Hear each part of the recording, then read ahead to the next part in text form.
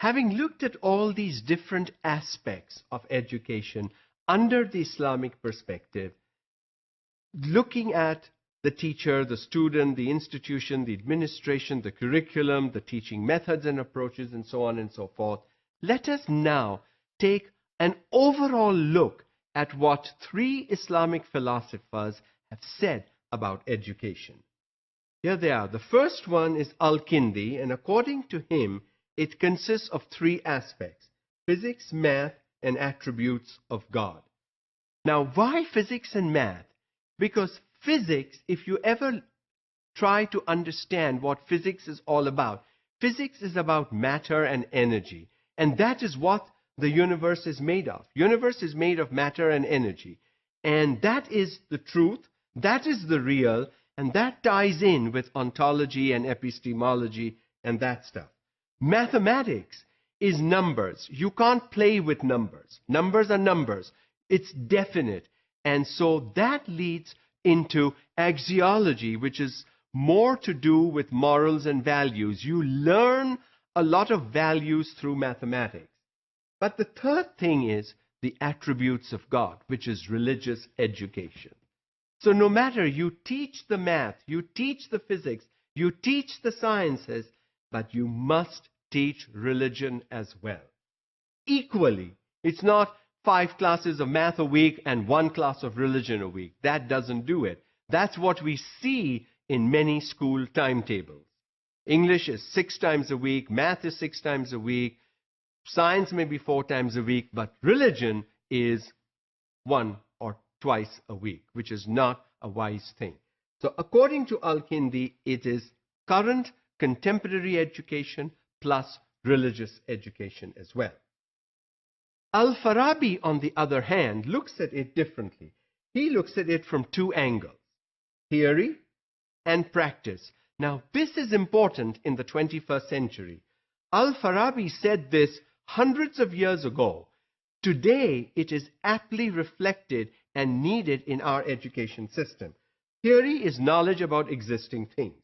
So teach all the wonderful theory, but couple it with practice. Students need practice, things that exist in action. Students should be doing things, different things, not just listening to lectures and writing notes and reading. That's not good enough. Put students into groups, do group work, give them puzzles to solve, problems to solve, decisions to make. Put them in situations where they have to show you that they can use and apply the knowledge and information that you have already shared with them and they know. So in the 21st century, education is not about knowledge and information, it's about skills. And Al-Farabi said this hundreds of years ago. So, as I said earlier also, we had all this. We gave all this to the Western world. They learnt it from us. We need to get it back from them and claim it as ours. Our own people told us to do this long time ago. We should have listened to them. Ibn Sina is the third philosopher that we're going to look at, and he categorized it into 2 types of knowledge: revelation of God delivered through the messengers and the hereafter. So, let's look at the first piece.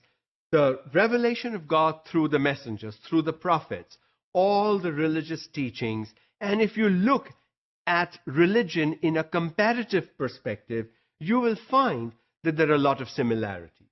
There are differences, but there are a lot of similarities. The similarities outweigh the differences.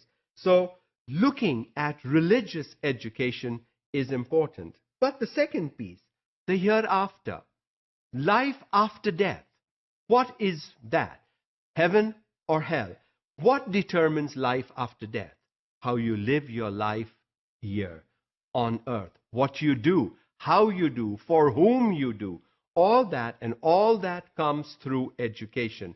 So you again, if you look at all 3 of these philosophers, there's a lot of commonality that runs across what they said. All 3 of them professed contemporary modern education, but they also stressed education from the past, which was religious education, because that hasn't changed and that can't change. So that education from the past, which is religion, together with contemporary education, all three stressed. Another thing that they stressed was the involvement of the students. The students need to be involved in their learning activities. That is important because when students are not involved, they become passive. And when you are passive, you're not interested, you're not excited, you're not going to learn as much.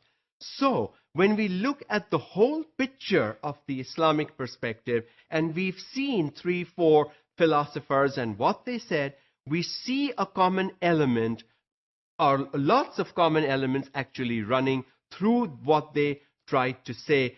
Hundreds of years ago, the West learned from us, we still have to learn. So let's try and relearn what was ours and give it to our students today.